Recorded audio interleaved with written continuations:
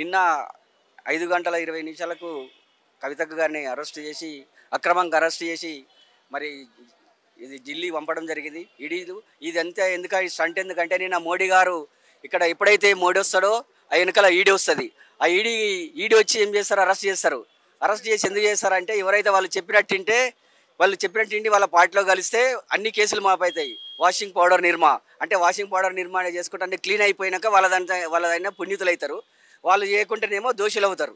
అదే ఇంకా ఎందుకంటే ఆల్రెడీ సుప్రీంకోర్టులో కవితక్క గారు కేసు అది చేసిరు కాబట్టి ఆల్రెడీ 19 తారీఖు వరకు మనకు ఉన్నది ఆర్డర్ ఉన్నా కూడా అక్రమంగా వచ్చి నిన్న మధ్యాహ్నం 1 గంట నుంచి సెర్చ్ చేసి అక్రమంగా అరెస్ట్ చేసి మొత్తం ఎక్కడెక్కడ చేసి నిర్బంధించి అరాచకాలు సృష్టిస్తారు. ఎలక్షన్స్ అంటే ఎందుకంటే కవితక్క గారిని అరెస్ట్ చేస్తే అంతో కింతో ఇన్ని ఓట్లు చేసి ఒక 4-5 ఎంపీ సీట్లు చేసుకోవచ్చు అనే కాన్సెప్ట్తో నిన్న చేసినది.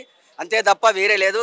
ఇది కాంగ్రెస్ బీజేపీ కుమ్మక్కై ఇట్లయినా బీజేపీ కాంగ్రెస్ కుమ్మక్కై బీఆర్ఎస్కు ఓటు బ్యాంకు తగ్గించి సీట్లు రాకుండా చేయాలనే దాంతో కాన్సెప్ట్తో చేసింది తప్ప వేరేది లేదు.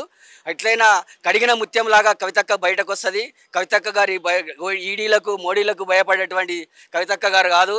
ఝాన్సీ రుద్రమాదేవి కవితక్క ఇట్లాంటివి కాదు. ఎందుకంటే వీళ్ళు ఎందుకు చేస్తున్నారంటే కవితక్క బీసీ నినాదం ఎత్తుకొని ఈ స్థానిక సంస్థల ఎన్నికలు కానీ పార్లమెంట్లో కానీ 42% బీసీకి 33% మహిళా రిజర్వేషన్ల గురించి పోరాటం చేస్తున్నారు. కాబట్టి మళ్ళీ అరవింద్ గారు నిజామాబాద్లో ఎట్లయినా ఓడిపోతుండు, అక్కడ కవితక్క గారు వెళ్ళి నిజామాబాద్లో క్యాన్వసింగ్ చేస్తే మళ్ళీ అక్కడ అరవింద్ ఓడిపోతాడు, ధర్మపురి అరవింద్ ఓడిపోతాడు, బండి సంజయ్ ఓడిపోతాడు. వీళ్ళు ఎన్నికల స్టంటే తప్ప దీంట్లో ఏం లేదు. 100% కడిగిన ముత్యంలాగా కవితక్క గారు బయటకు వస్తారు. ఎట్లాంటి కేసులకైనా భయపడేటువంటి ప్రసక్తే లేదు. కవితక్క గారిని ఇట్లే నిర్బంధించి అరెస్ట్ చేస్తే తెలంగాణ అగ్నిగుండంగా మారుతుంది. జాగ్రత్త. ఎందుకంటే ఇది మోడీ గారికి అట్లే రేవంత్ రెడ్డి కూడా ఓటుకు నోటు దొంగ రేవంత్ రెడ్డి. ఎందుకంటే ఈ దొంగను లోపలేస్తారనే దాంతో ఈ బీజేపీతో కుమ్మక్కై కవితక్క గారి మీద ఈ అబండాలు మోపి చేస్తున్నారు. ఇది ఎట్టి పరిస్థితుల్లో సహించేది లేదు. ఎక్కడికక్కడ కాంగ్రెస్ నాయకులను నిలదీస్తాము. తెలంగాణ జాగృతి పక్షాన ఈ డిమాండ్ చేస్తున్నా.